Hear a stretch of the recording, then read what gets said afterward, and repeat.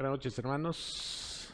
Damos gracias al Señor por la oportunidad que nos da nuevamente de poder abrir su palabra y poder escuchar su consejo en esta noche. Dios ha sido misericordioso con cada uno de nosotros y no tenemos sino que estar agradecidos con Él por todas las muestras de bondad que el Señor ha tenido para con cada uno de nosotros, para con su iglesia especialmente, para con nuestra nación. Así que, hermanos, razones para congregarnos, razones para estar congregados en espíritu, tenemos más que suficientes. Así que esta noche quisiera compartir con ustedes un tema que he titulado Puestos los ojos en Jesús. Y nuestro texto de base va a ser Hebreos capítulo 12, versos 1 y 2. Vamos a pedirle al Señor que nos dé de su guianza esta noche, que nos hable, que nos dirija, que nos muestre, que nos enseñe, que la palabra se revele a nosotros, porque es lo que necesitamos, no solo ahora, siempre, siempre. Amén. Padre, gracias por la oportunidad de poder abrir tu palabra. Reconocemos, Señor, que este es un privilegio inmerecido, es una bondad tuya. Y por eso estamos tan agradecidos, rogándote, por favor, que nos des de tu guianza, que tu luz alumbre nuestro corazón, nuestro pensamiento, y que seamos fortalecidos, Señor, tal y como tu palabra lo dice. Al escuchar tu voz, reconocemos que necesitamos escuchar tu voz constantemente. Danos la guianza, el entendimiento y la sabiduría para poderlo hacer. En el nombre de Jesús. Amén. Muy bien, Hebreos 12, versículos 1 y 2. Dice, por tanto, nosotros también, teniendo en derredor nuestro tan grande nube de testigos, despojémonos de todo peso y del pecado que nos asedia, y corramos con paciencia la carrera que tenemos por delante. Puestos los ojos en Jesús, el autor y consumador de la fe, el cual por el gozo puesto delante de él sufrió la cruz, menospreciando el oprobio, y se sentó a la diestra del trono de Dios.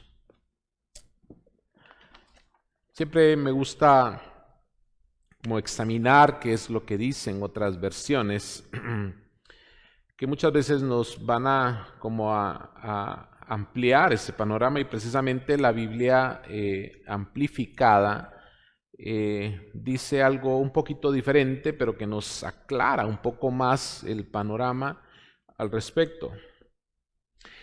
Y en la versión amplificada en inglés dice, traduciéndolo, dejándola por un lado, todo lo que nos pueda distraer de Jesús. Vea usted la importancia, dejar por un lado todo aquello que nos pueda distraer de Jesús. Quien es el líder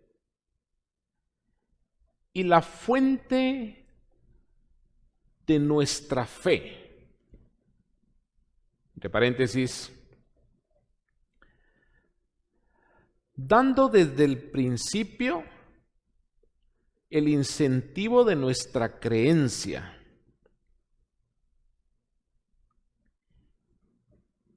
Y es también el que finaliza, trayendo desde la madurez hasta la perfección. Es un concepto mucho más amplio, pero que tal vez aclara un poco más el pensamiento en el sentido de que nos deja muy claro, hermanos, que Hebreos 12:2 nos obliga a tener nuestra mirada específicamente en Cristo y no dándole crédito a todo lo que pudiera distraernos en este momento y a lo largo de nuestra vida en relación a lo que Dios significa para nosotros.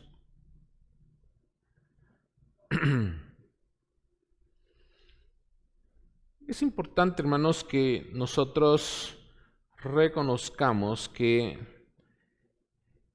la condición en la que el cristiano se encuentra en este mundo es una cuestión, la condición es una condición que fue definida claramente por Cristo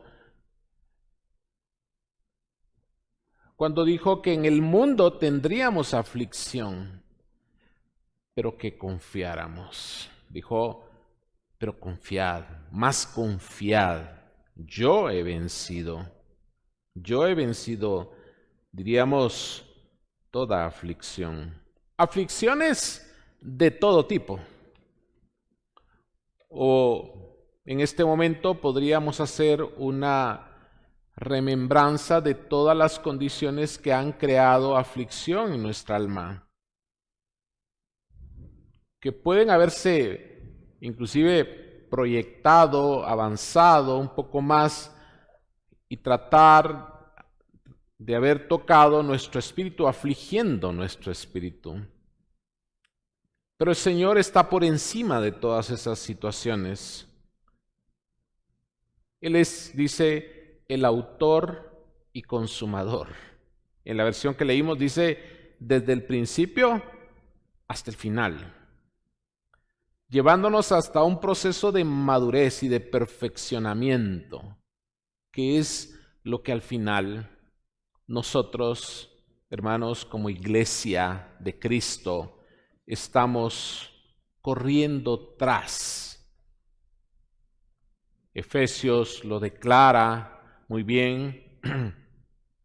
Y es la visión de esta iglesia, hermanos. La visión de esta iglesia es realmente alcanzar el perfeccionamiento, el perfeccionamiento en Cristo, hasta que todos lleguemos a la estatura de la medida del varón perfecto. Es un objetivo que necesitamos alcanzar. Que el carácter de Cristo sea formado en nosotros también. Que podamos alcanzar una meta que es una meta alta, porque hay que ascender, según dice el libro de los Salmos capítulo 17, puede leerlo, son pocos versículos. Vamos en ascenso. ¿Quién subirá a tu monte, al monte del Señor? ¿Quién subirá? Entonces, si vemos esos tres, digamos, vemos esos tres escenarios, nos daremos cuenta, hermanos, que es un proceso en el que tenemos que caminar. Y que los ojos tienen que estar puestos en ese objetivo, porque los tres escenarios que hemos mencionado tienen un objetivo en común, y ese objetivo en común es Cristo mismo, su carácter, su naturaleza formada, o sea, puesta en nosotros. De angustias, de preocupaciones, de cargas mismas de nuestra carne, de actitudes de nuestra carne que frecuentemente están saliendo a luz, podamos descansar de todo eso finalmente y que su carácter, tal y como Cristo lo dijo, que aprendiéramos de él, que era manso y humilde, porque el resultado es, y ya hallaréis descanso para vuestras almas. Hebreos, en el capítulo anterior, habla esencialmente de la fe. Ahora, ¿de qué fe hablamos? ¿O de qué fe estamos hablando, hermanos? De la fe que todo el mundo hoy dice tener. Y no solo hoy, esto ha sido un decir de las personas a través de los tiempos. Tengo fe de que todo va a estar bien. Pues es un buen deseo, pienso. No estoy discutiendo eso. Pero eso tiene que tener un sustento. No puede ser solo un decir, como para apaciguar un sentimiento de angustia, de preocupación. Eso va mucho más allá. La fe en Dios, hermanos, es diferente. La fe, para empezar, la fe es de Dios. Es una cosa diferente. La fe es un atributo, es una característica misma de Dios. Es de Él, le pertenece a Él.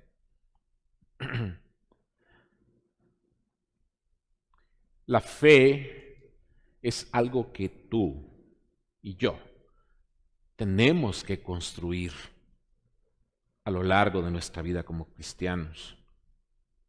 Es algo que no aparece de repente porque estás en un estado de calamidad o de preocupación o de tribulación de cualquier índole. De cualquier índole.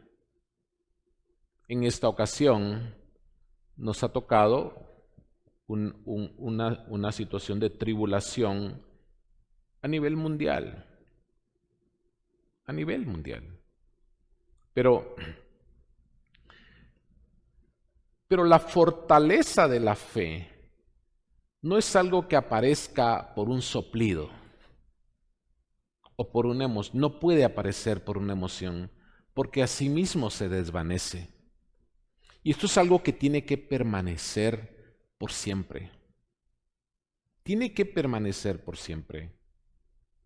Por eso decimos que necesitamos constantemente ir a las Escrituras para aclarar esos conceptos que de alguna manera podríamos estar usando mal. Y el objetivo aquí es que nosotros, a la luz de la palabra, donde puede uno encontrar una respuesta a todo lo que nosotros podemos cuestionar o cuestionarnos, Dios tiene una respuesta específica para eso. Romanos 10, versículo 17, nos da la fórmula clara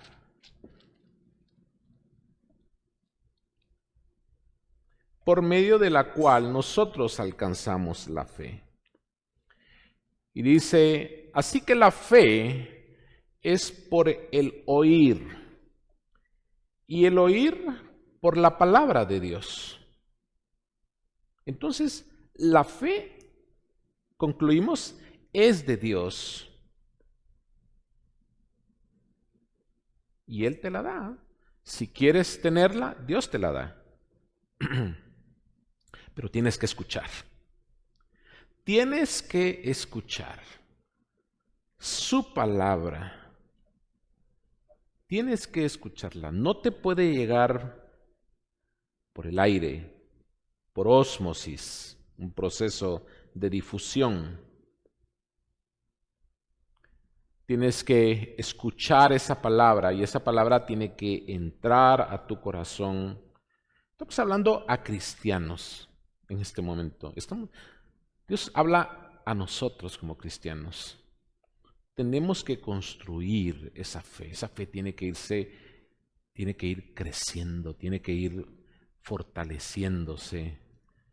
Y se va a fortalecer únicamente en la medida en que la palabra esté llegando continuamente a nuestros oídos. Por eso, este tiempo puede ser un buen tiempo para construir la fe de Dios en nuestra vida. Extremadamente importante. Extremadamente importante pasar tiempo meditando en su palabra. escuchando su palabra, pero cuidado, no cualquier palabra. Digo, su palabra, su palabra. Porque, hermanos, la fe verdadera, y aquí viene una diferencia muy importante entre la fe verdadera, la fe genuina, y la fe que surge de una situación, de una circunstancia en la que un individuo se siente afligido, angustiado, y empieza a pensar en que todo se puede resolver a su manera. Porque hace planes, edifica proyectos y piensa que así tendría que resolverse. Nosotros no sabemos. Lo que sí sabemos es que la fe verdadera no nos va a traer decepciones, entre comillas. Porque si las cosas no salen como tú y yo pensamos, entonces podría ser que nuestra fe se debilitara fácilmente. Pero eso es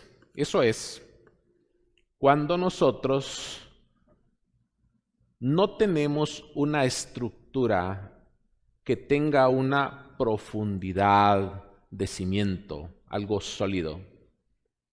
Y para eso es necesario que muchas circunstancias vengan a nuestra vida y pongan a prueba esos cimientos en nuestra vida personal. Así que la fe verdadera, decimos, no va a traernos decepciones ante nuestras imaginaciones de lo que podría ocurrir, porque no está basada en eso, precisamente, no está basada en imaginaciones, sino está basada en una convicción, que es algo muy diferente. Es algo muy diferente. Hay estructuras, digamos, hay fachadas de edificios y de casas que se ven preciosas. Y uno dice, yo quisiera vivir ahí. Pero muy probablemente, tal vez no tengan la misma solidez en cuanto a sus cimientos que pueda tener una casa que pareciera no tener una fachada tan bonita, pero es mucho más segura. Entonces nosotros decidimos qué es lo que queremos tener. Algo seguro, algo que te traiga confianza, algo que te traiga seguridad, algo que te traiga estabilidad o una apariencia, que es lo que no quisiéramos tener. Nosotros como cristianos, hermanos, estamos llamados a entrar en ese proceso, porque ese proceso inicia con la salvación nuestra. El Señor te eligió a ti, me ha elegido a mí en su misericordia. Cuando a veces me pongo a pensar en esto, hermanos, ¿por qué? ¿Qué vio? ¿Qué has visto? ¿O qué viste para alcanzarme? Para encontrarme. No tengo nada. No soy mejor que nadie, definitivamente no lo soy. Pero Él en su bondad y en su misericordia ha venido desarrollando un proceso después de la salvación. Viene tratando de desarrollar un proceso para llevarnos a alcanzar una estatura que ya tiene una medida específica. El varón mismo, Cristo, su carácter desarrollado en nosotros. Una estatura que te permite alcanzar un grado de madurez o que te permitirá alcanzar un grado de madurez en Dios en el cual su carácter mismo de mansedumbre y de humildad pueda ser visto en nosotros. pueda ser visto en nosotros. Usted sabe que el libro de Romanos habla algo al respecto de esto, de que la creación misma clama, gime a una, esperando ver esa manifestación de los hijos maduros. La palabra que se usa, no tenía entre mis notas ese versículo, pero en este momento vino a mi mente ese versículo que está en el capítulo 8 del libro de Romanos, versículo 19. Porque el anhelo ardiente de la creación es el aguardar la manifestación de los hijos de Dios. ¿Por qué es importante ir a la Escritura y escudriñarla, conocerla un poco más? Porque pareciera ser que este versículo está dado para todos los hijos de Dios, pero no es así. Cuando vamos al original y vemos la palabra hijos en este verso, se refiere a huíos. Y huíos significa los hijos maduros de Dios. Es una categoría diferente. Es una categoría diferente porque no está hablando de los recién nacidos en Dios. O sea, de los hijos recién nacidos, sino está hablando de aquellos que ya pasaron un proceso y alcanzaron la meta que les fue puesta por delante. Es un concepto completamente diferente. Pero ese es el anhelo ardiente de la creación misma. Porque cuando vemos cuando vemos ese escenario, pensamos en que esos hijos maduros serán hijos cuidadosos de toda la creación que Dios desarrolló para el hombre, que Dios estableció para el hombre, para que disfrutara, se beneficiara. Y no solo él, o sea, todo lo creado, todo lo creado. Pero en fin, nos damos cuenta entonces, estamos hablando de un proceso de crecimiento. La versión amplificada de Romanos 10:17, en cuanto a que la fe viene por el oír, mire cómo es de interesante. Dice, la fe viene de estar oyendo, de estar oyendo. No es una vez, es un continuo escuchar. Es un continuo escuchar. Un continuo escuchar lo que se cuenta. Y lo que se oye viene por la predicación, y lo pone ya entre paréntesis, del mensaje que viene de los labios mismos de Cristo, el Mesías mismo. Por eso Cristo dijo, yo soy el camino, la verdad y la vida. Pero la fe viene por estar oyendo, por estar escuchando, por recibir una instrucción continua, una directriz continua. Muy importante. Vamos rápidamente a Primera de Pedro, capítulo 1 y verso 5.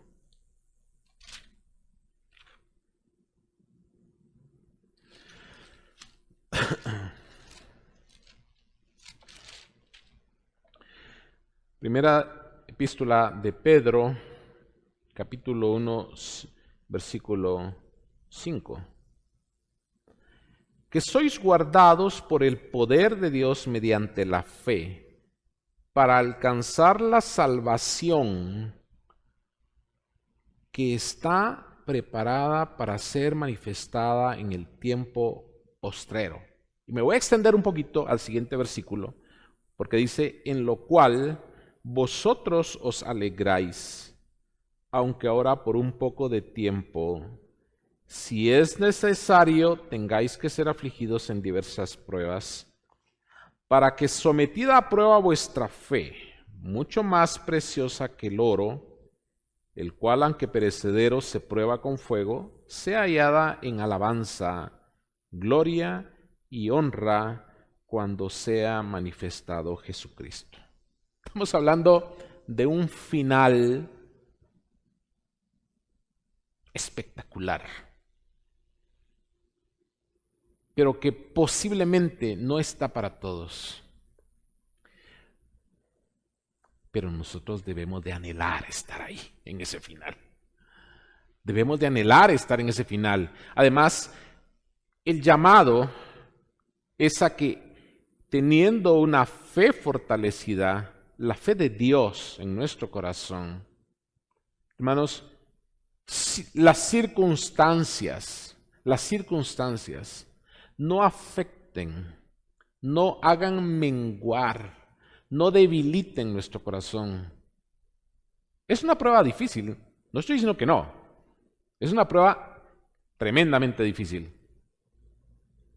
Pero el Señor nos respalda en esto. Su palabra está de por medio. Y estamos puestos en un punto en el que lo crees o no lo crees. Si lo crees, está siendo y será puesto a prueba. Será puesto a prueba. Pero hermanos, cuando hablamos de fe, es mucho más que esperar que toda una situación se resuelva. Va más allá. Va más allá. Porque habla de salvación. Y habla de un evento final en la historia de la humanidad. Está hablando de algo mucho más profundo. No es una cuestión solo de momento. No es una cuestión momentánea, hermanos. Para nosotros, este es un momento de una nueva, tal vez no nueva, sino un momento de reforzar las bases en las cuales están establecidos nuestros conceptos, nuestros principios, nuestras convicciones de fe, pues, están puestas. Nuestras bases tienen que ser reforzadas, hermanos. Tenemos, como dice la enseñanza misma de Cristo, que cavar profundo hasta llegar al punto donde la roca está. ¿Quién es la roca? Ubiquémonos bien. ¿Quién es la roca? La roca es Cristo. La roca es Cristo. Él es el camino, dijimos, la verdad y es la vida. La verdad. Él es la palabra misma. Cristo dijo, santifícalos en tu verdad. Tu palabra es verdad. O sea que cuando hablamos de verdad, estamos hablando de Él mismo. Cuando estamos hablando de verdad, estamos hablando de su palabra. Y Él es la palabra también. Él es el agua también. Él es el agua. No solo ahora, sino en los tiempos digamos, de dificultad que la humanidad vive y que tú y yo vivimos constantemente, hermanos. Tú y yo vivimos constantemente en tiempos, estamos bajo ataques continuos del enemigo. ¿Y usted sabe cuál es el punto en este momento más vulnerable de la humanidad?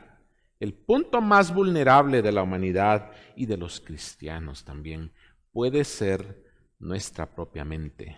Nuestra propia mente, porque ese es el objetivo de Satanás, hermanos, debilitar nuestro corazón y nuestra mente, debilitar nuestro corazón y nuestra mente,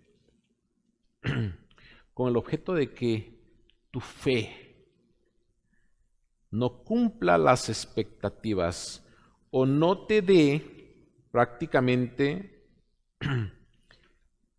el beneficio de tu creencia, sino que te decepcione o me decepcione.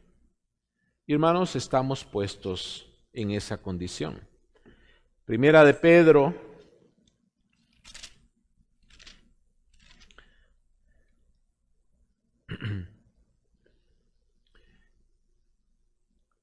Pedro, capítulo 5, versículo 8 dice: sed sobrios y velad, porque vuestro adversario el diablo, como león rugiente, anda alrededor buscando a quien devorar. ¿A qué se refiere esto, hermanos? No le voy a decir que haga lo que le voy a decir, pero solo imagíneselo, porque le va a tomar bastante tiempo y no me gustaría que perdiera tanto tiempo en esto. Yo estoy en un chat de médicos de Latinoamérica que practicamos el área de la medicina interna, que somos los que estamos en este lío ahorita, ¿no? Manda mucha información, pero hay mucha información que no sirve dentro de todo eso y que confunde. 180 mensajes en el término de unas 4 o 5 horas. Imposible de leer. Imposible de leer. Estoy hablando solo de cuestiones que digamos que son científicas, ¿verdad? Y no estoy poniendo en una posición por encima de ustedes. Quiero dejarlo muy claro. Pero también hay grupos donde fluye la información, de la misma manera como fluye en este grupo.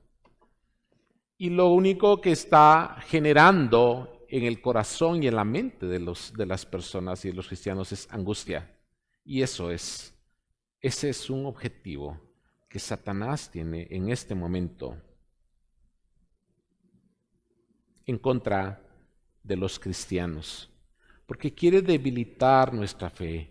Por eso la recomendación de Pablo a los colosenses es y seguirá siendo muy clara. La palabra de Cristo en Colosenses 3:16 more en vuestros corazones abundantemente, abundantemente. Es muy importante que esa palabra fluya, porque al estar fluyendo y llegando a nuestro oído, hermanos, nuestra fe se irá formando y se irá fortaleciendo. Y hablamos de fe, lo vuelvo a dejar claro, no por una situación circunstancial actual, sino lo hablamos esencialmente porque eso va mucho más allá. Habla desde la salvación hasta el final, hasta el retorno mismo de Cristo. Y ese proceso necesita ser construido en la vida de cada uno de nosotros. Al debilitarse tu corazón, mi corazón, no habrá abundancia de palabra que pueda salir de nuestra boca. La Escritura dice que de la abundancia del corazón habla la boca. Pero si la palabra no ha nutrido nuestro corazón, ¿qué palabra puede salir de tu boca en este momento? ¿Qué palabra puede salir de mi boca en este momento? Afortunadamente, tenemos esa palabra a la mano. La tenemos a la mano. Y esa palabra es la que te da esperanza. Por siempre. Por siempre. Salmo 18, versículo 30.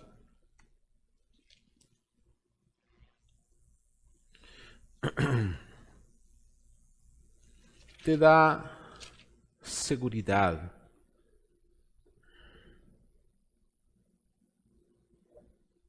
En cuanto a Dios, perfecto es su camino y acrisolada la palabra de Jehová.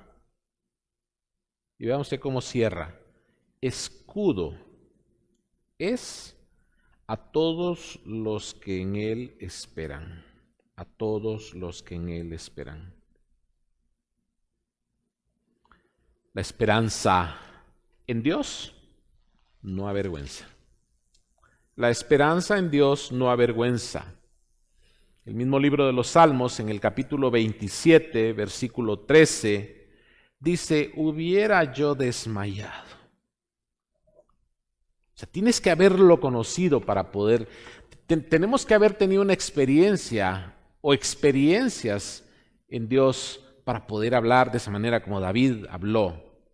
Y estoy seguro que tanto tú como yo hemos tenido experiencias en Dios que pueden hacernos recordar, que pueden y que deben, no solo que pueden, sino que deben hacernos recordar quién es el Dios en el que nosotros hemos confiado. Dice el verso del Salmo 27, hubiera yo desmayado si no creyese que veré la bondad de Jehová en la tierra de los vivientes. En la tierra de los vivientes.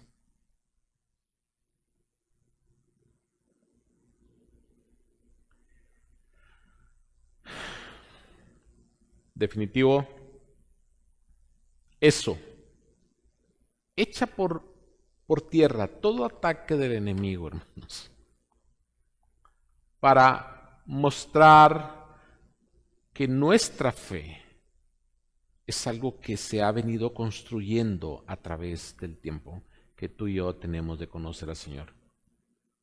Y eso tiene que darse, tiene que mostrarse, tiene que mostrarse. Tenemos que ser portavoces de esto.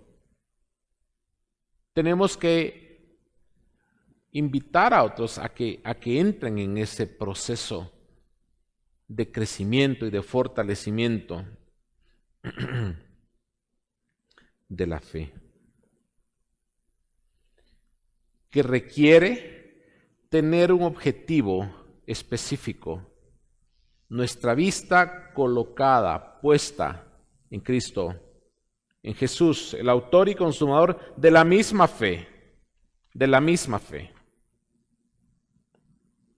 El ataque no solo es frontal actualmente, el ataque no solo es frontal, el ataque es total, total.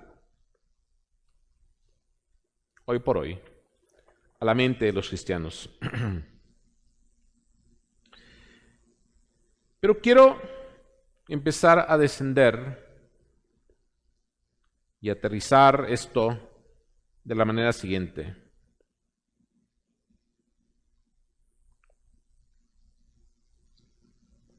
No solo hay aflicción, hay consuelo, hay guianza, hay dirección en su palabra. Por eso es que nosotros necesitamos ir allá constantemente. Constantemente necesitamos ir allá. Con el objetivo de encontrar en ella una actitud diferente, que es lo que Dios quiere en nuestra vida. Nuestro gozo no es circunstancial. Nuestra fe no es circunstancial.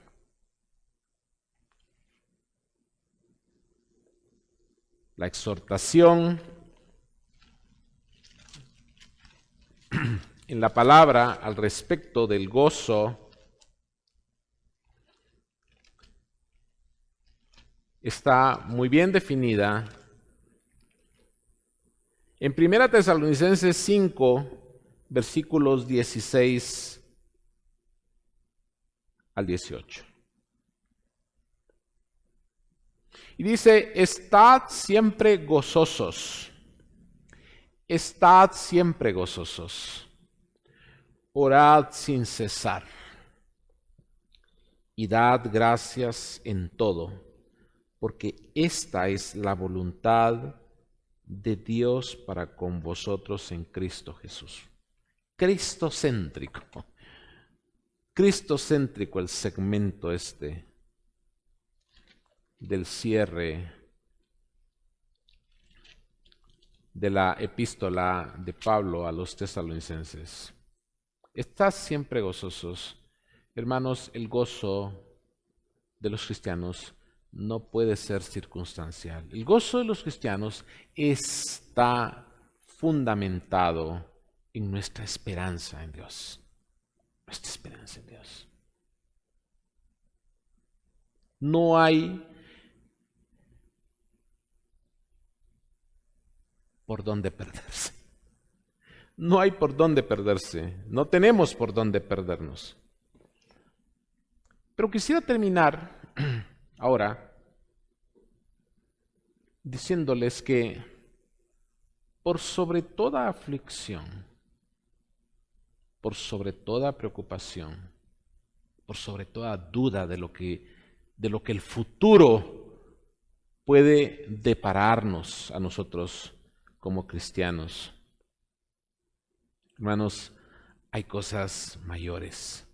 Y las cosas mayores son esencialmente lo que Dios es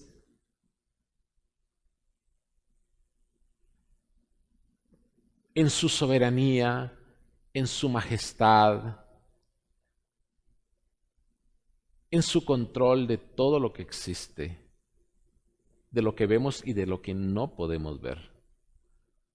El Señor es digno, el Señor es digno de adoración. El Señor es digno de adoración.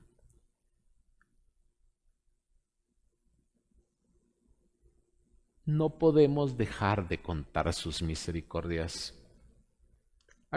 Cierra los ojos en este momento. Le pido. Cierra sus ojos, cierra tus ojos y pensemos, ¿qué es lo que Dios ha hecho en nuestra vida a través de los años que te ha y que me ha permitido vivir? ¿No son cosas grandes las que Dios ha hecho? ¿No son grandes batallas las que Dios ha librado por ti y por mí? Definitivo que no tiene nadie una respuesta diferente. Y nadie podría decir no. Todos tendríamos que reconocer, como dice el Salmo 89:1, y que nosotros estamos invitados, obligados a reconocer perpetuamente lo que Dios ha hecho en nuestra vida. Y dice el 89 de los Salmos, versículo 1, las misericordias de Jehová cantaré perpetuamente. De generación en generación haré notoria tu fidelidad con mi boca. Haré notoria tu fidelidad con mi boca. Hermanos, Dios es más que cualquier otra cosa. No solo este problema actual de salud mundial está para que ocupe nuestra mente. 105 de los Salmos, versículo 1. Alabad a Jehová, invocad su nombre, dad a conocer sus obras en los pueblos, cantadle salmos, hablad de todas sus maravillas, hablad de todas sus maravillas.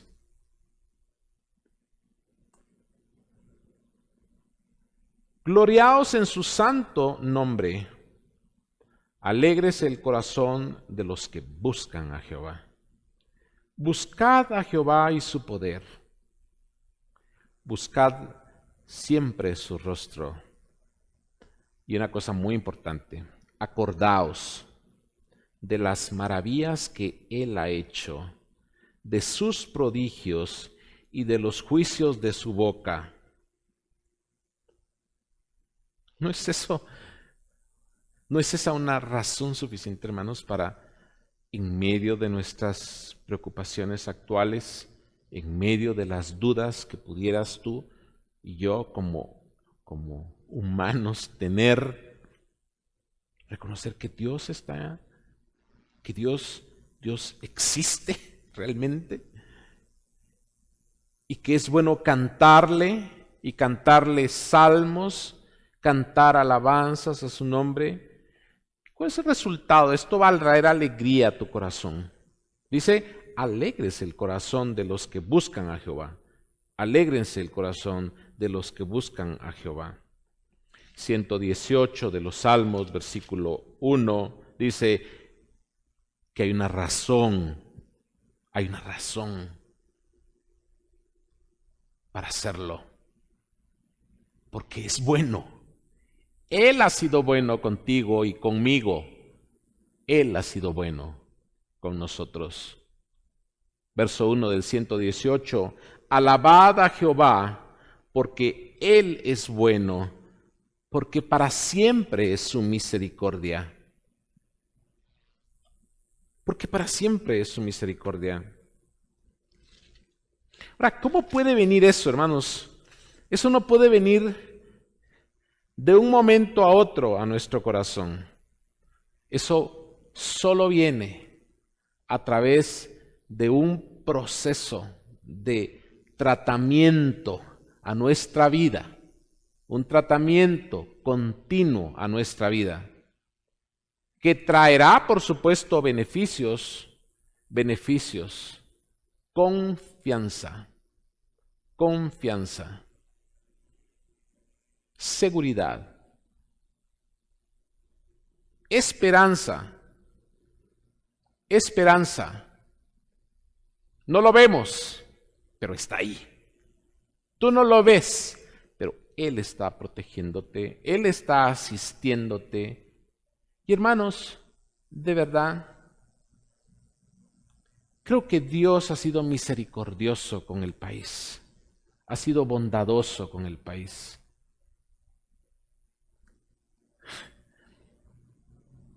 Cuando me pongo a meditar en las fórmulas que el Señor usó, que Dios a través de la historia en el Antiguo Testamento, usted las puede encontrar ahí, las experiencias de Elías, la experiencia de Eliseo, la experiencia de José, la experiencia de Moisés, la experiencia de Rahab, la experiencia de Naamán. Hermanos, de verdad, la experiencia misma, lo que Cristo mostró para sanar a los enfermos, solo la palabra, solo su palabra fue más que suficiente. Elementos simples, que van contra la lógica humana, pero esa es la forma de actuar de Dios. Ese es el Dios que está anhelando tener encuentros constantes con nosotros. Te despierta cada mañana.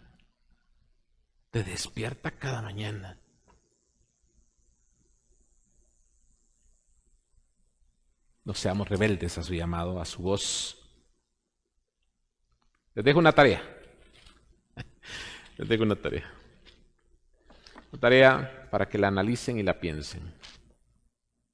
La mediten. Isaías, capítulo 50 y verso 4, puede extenderse hasta el verso 7. Así que léalo, pídale a Dios que le dé entendimiento sobre esto. Y viene a mi memoria la actitud de Caleb,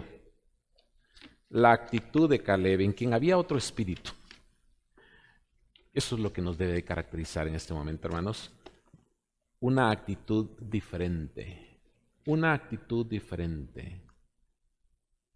Usted sabe que 45 años después de que Caleb animó al pueblo de Israel y desafió a sus otros 10 compañeros, junto con Josué, él y Josué, desafiaron a sus compañeros, dijeron, no, vamos, poseamos la tierra, ¿verdad? Poseámosla. O sea, hay gigantes, no importa, vamos, porque eso es lo que Dios dijo que nos iba a dar. Pero hay un condicionante. Dijo, si el Señor, si Jehová se agradare de nosotros. O sea que hay condicionantes. Y no fuéramos rebeldes. En este caso, ya le di una clave para que cuando estudie el 50 de Isaías haga el ensamble de lo que le he comentado al respecto de Caleb. Hermanos, que Dios nos dé de su gracia, que Dios nos dé de su dirección, de su guianza, para que podamos continuar, podamos avanzar con la seguridad de que Él va delante de nosotros. Esa fue su promesa. La próxima vez que tenga la oportunidad de compartir con ustedes, les voy a poner otra tarea. Y esta tarea es sencillamente que analice cuál fue la forma en la cual Israel derrotó a sus enemigos. No fue Israel, fue el Señor, porque Él iba delante de ellos. Él iba delante de ellos, abriendo el espacio, siendo el escudo por delante, por detrás, a los lados, dando las estrategias infalibles para la victoria. Así que estamos todos claros de la importancia de la fe, de la importancia de el tener que escuchar continuamente su palabra para que esa palabra fortalezca esas convicciones que deben de estar puestas en nuestro corazón. Y la paz de Dios gobierne, dice, vuestros corazones. Amén. Que Dios les bendiga a todos y que podamos aprovechar este tiempo de la mejor manera. Amén.